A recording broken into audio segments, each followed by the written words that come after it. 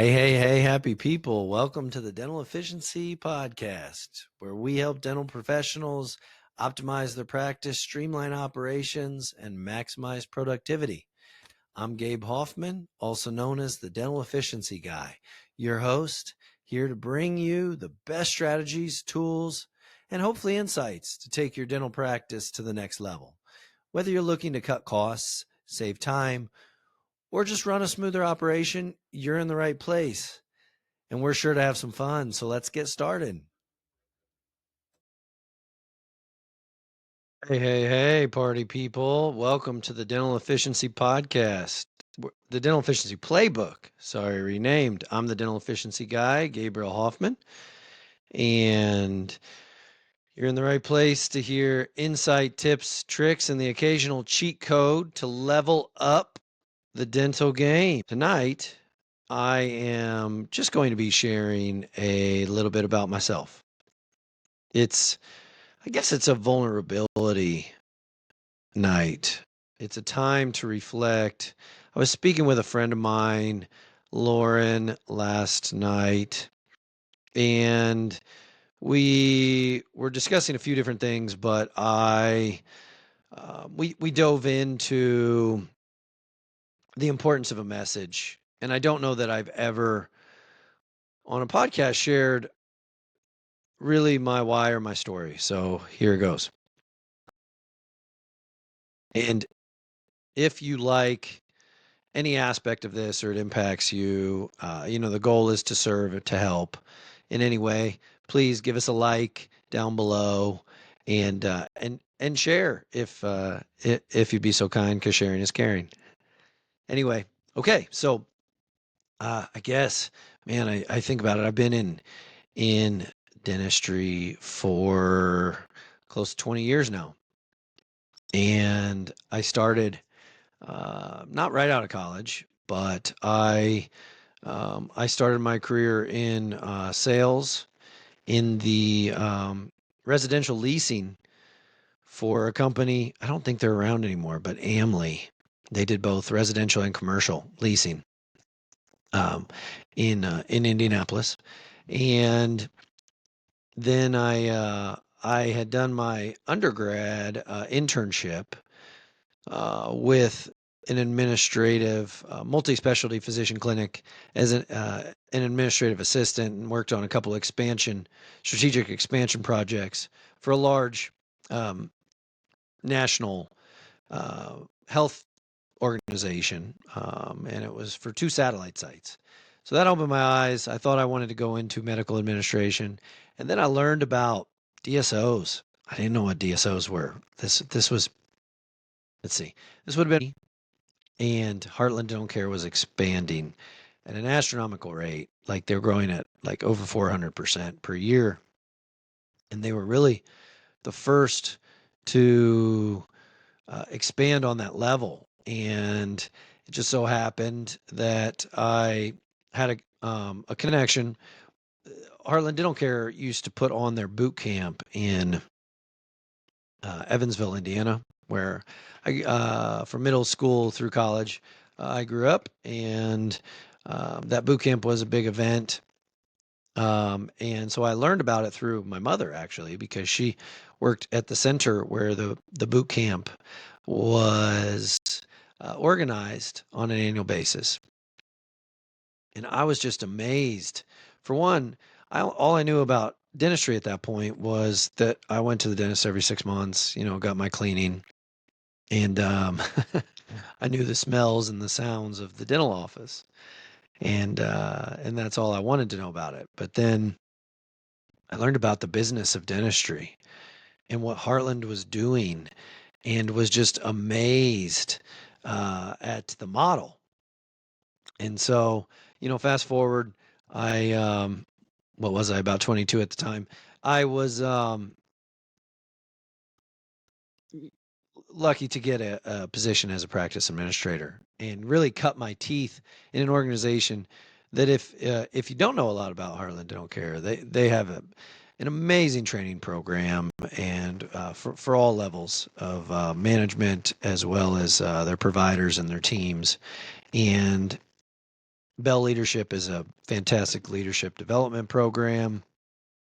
And then the trainings on the weekends, and really got what I would say is felt like a master's degree in the business of dentistry. And then I was really proud to have two of my good buddies, from college that shortly thereafter jumped into dentistry as well, different companies, but we were able to to grow in the game, alongside of each other and share our experiences. So that was pretty cool. So I was at Heartland for a handful of years as practice administrator, um, learning to work with providers and teams and help to drive patient care and be strategic on implementing coaching and helping to move the results. The first couple offices I worked in, I guess it ages me a little bit, but there were still film development, closets where dark closets where dark rooms to develop our pano films, not the intraoral PAs or bite wings, but panos. Anyway, so I was at Heartland. I left. I was after a handful of years. Um, let's see. I was probably there for about 4 years, and then I went to a company out of Indianapolis. Immediate and Samson Dental Practice Management was in Kansas City, Missouri, and that was interesting because it was a different model, 12 hours a day, 7 days a week, which is a challenge to fill for sure, to staff and fill. You can imagine, right? The challenge of filling 4 days a week, multiple provider schedule, and then add 12 hours a day, 7 days a week. But learned a lot there, and then went from there to Aspen Dental Management. I was there for about 6 years and learned the branded model that Aspen has, as well as the removable lab game. I didn't know anything about dentures, partials, or removable prosthetics up until that point. But that was really eye-opening to me because with an underserved uh, uh, population, high needs, you were able to provide them care that they need and really optimize the efficiency from a lab standpoint with an in-house lab. So after I left Aspen, I had written a business plan and I worked with partners as well as private equity, and we developed a group of 6 locations from the ground up in the greater Philadelphia area, um, South Jersey, and Philly, which was interesting for me for multiple reasons. As a kid, I lived in Cherry Hill, or Voorhees actually, which is South Jersey, and we went to so many Eagles games, Flyers games, 76ers games. That was back when Dr. J was there, and but I hadn't been back other than a visit. I hadn't been back in a long time, and so it was awesome. I got to wear every possible hat that there is from the standpoint of looking for real estate, finding the sites, uh, you know, doing all the research, population density, trend, saturation, the whole nine, all the research that you do on real estate. We were in heavy traffic areas. Obviously, we were targeting the underserved patient population with a lot of or a lot of advertising, and so we we used television, radio, and digital media to really have a high new patient volume. Our busiest office averaged about 20 new patients per day. So it was a great experience. We had removable labs that transitioned to be digital at that time in in all of our locations, and so really took kind of what I had learned, what we had learned, and tried to tried to optimize, the efficiency, the margins, and so forth in that group. Um, Obviously, starting a de novo group from the ground up, I had experience in acquisitions, both at as well as de novo, both at Aspen and then at Heartland as well, and actually did some transitions when I was with Heartland on practices that had been acquired. Um, I realized the biggest challenge of opening 6 locations, the labs and an administrative center in about 14 months is finding good people, right? Not only providers, but just team members. And I think that still holds true today, especially in the era that you could still refer to as the Great Layoff. I I really cut my teeth in the trenches, working every position I could, learning about the business of dentistry, and wearing each and every hat to get those practices open.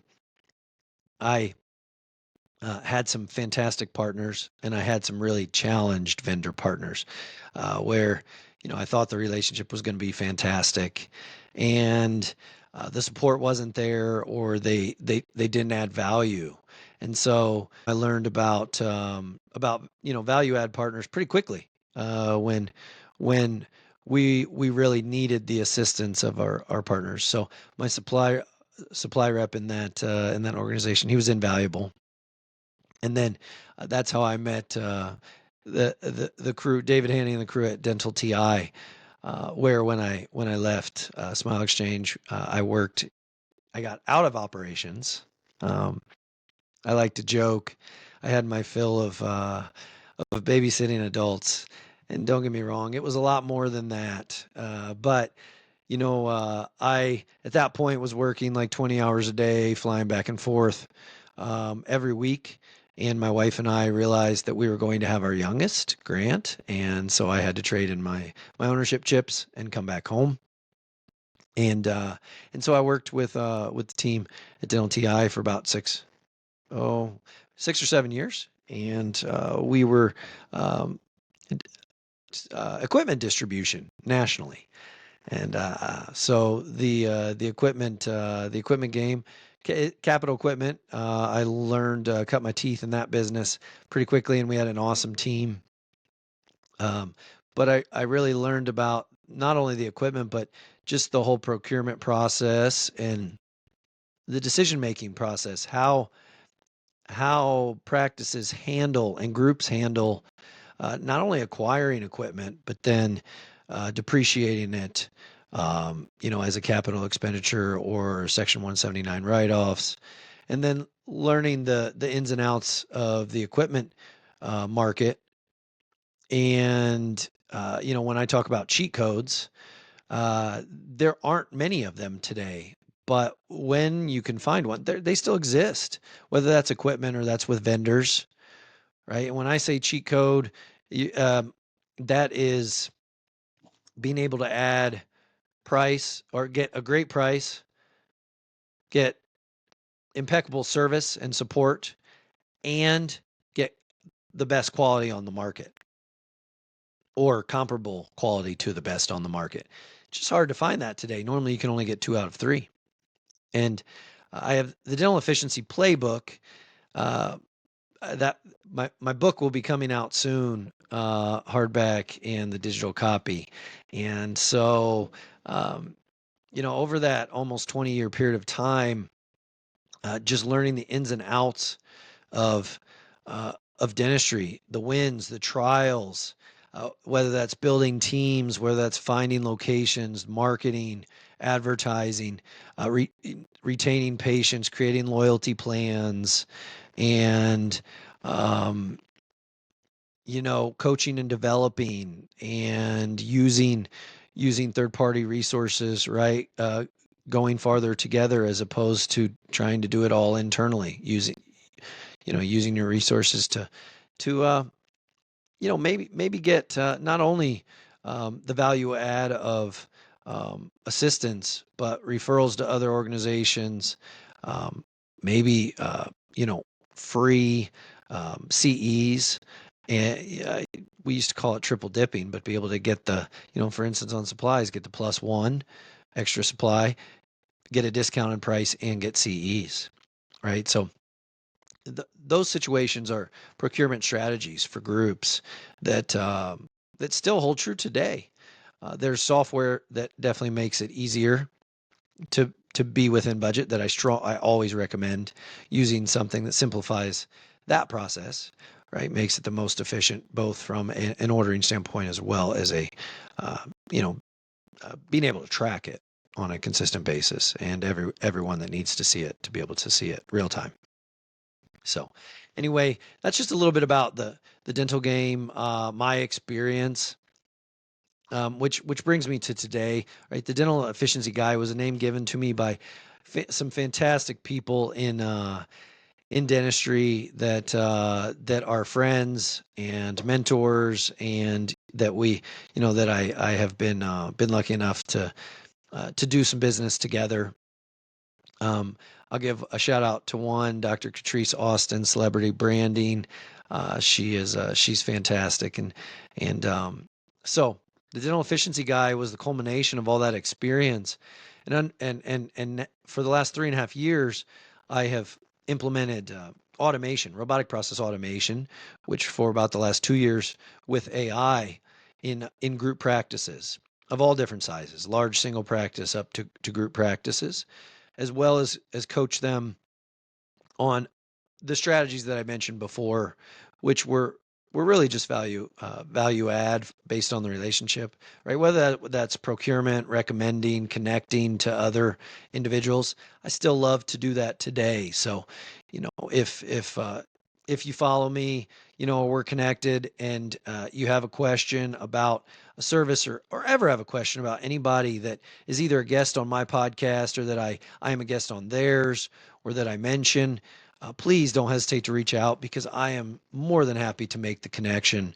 And if I we we do this strictly to serve the people that I have as guests, and we all are focused on, we're passionate about serving dentistry in different ways, but really making an impact on this business.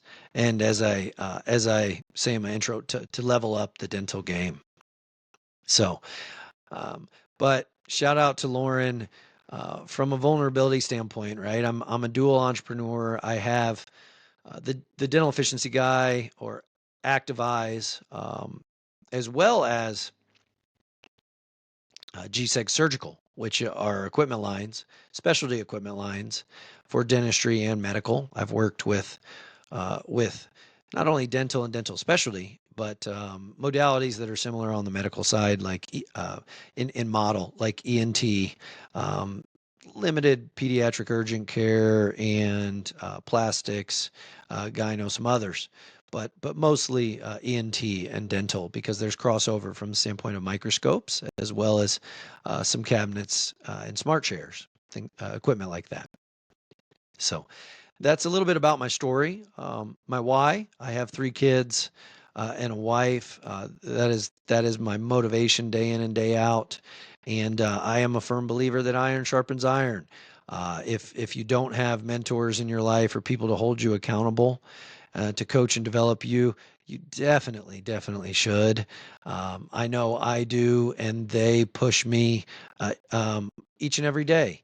If not mentally, physically, relationally, spiritually, and I do that. I do that for my family. I do that because I love making an impact, helping people that are in a challenge situation in a practice or group to overcome that, and then those results that they see when we've implemented solutions for their practice or group. It's not about the results. The results are awesome, right? They're a reward. The true reward is knowing that now they're on the other side of that fence, from the stress, from the pain, from the challenge that I can relate to the glory, the joy, seeing their group or practice scale, right? The new destinations that are now visible, because that's no longer there, right? And I know I've said some of this before on other people's podcasts, but really that is my why. And thank you, Lauren, for motivating me to um, share it.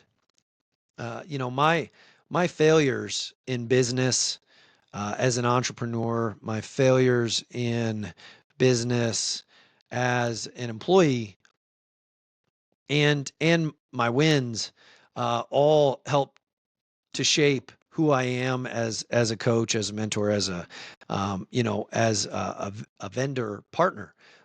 But the failures, we all know, the failures actually, they stand out a whole lot more, right? I can I can remember each and every one of them, what I learned from them, and strive on a daily basis not to make them, those failures again. I guess anybody who is an entrepreneur can relate to what I mean by that, right? Where the failures are just vibrant. They stand out in your mind.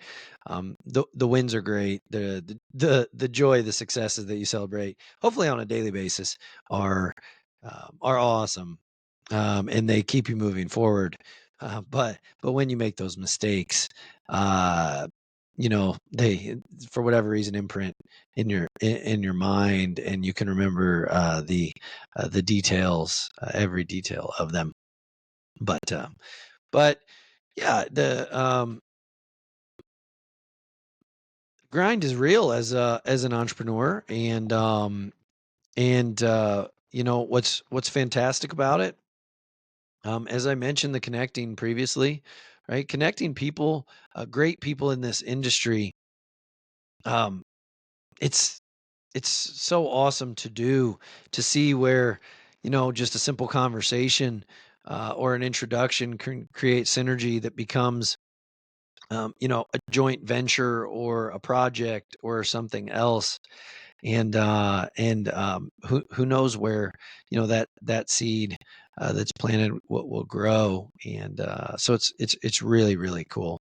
But if that's really all I had to share tonight. If there's anything that I can help you with, we specialize in a number of different things, largely technology based, as well as operationally, from the standpoint of processes and systems and optimizing those, right, to create greater efficiency, drive, drive profit. I've seen with groups, a process now where EBITDA is there, but it doesn't go through to cash flow, right? And so there's groups that have gotten overextended as a result of just being focused on the EBITDA. So having that, implementing the systems that are sustainable, that transition all the way through to cash flow, that is, and then allow your team to see how to win on a daily basis. There's an injection of joy in the culture that makes people more productive, happier, right? A shorter path to onboard new team members. And so that's what I especially love about the technologies that we implement today. Um, and if I can, you know, meet you and help you in any way, um, whether that's working with you, whether that's coaching or implementing a solution, uh, or just connecting you, you know, providing advice, I'm more than happy to do that. So anyway, that's all I got tonight. And thank you for joining the Dental Efficiency Playbook. Like I said, give us a like down below, and caring to sharing. If you got anything out of this, please don't hesitate to share with a friend or peer. And we will be dropping a new episode weekly with some fantastic guests, and I look forward to meeting as many of you as I can. Have a fantastic night, and remember, little changes each and every day lead to big results. So keep fighting the good fight, and we'll catch you on the next one. Thanks so much. Thanks for tuning in to this episode of the Dental Efficiency Podcast. I'm the dental efficiency guy, Gabe Hofmann. If you found this valuable, be sure to subscribe, share, and leave a review for us. Remember, small changes lead to big results. Keep optimizing, and I'll catch you on the next episode.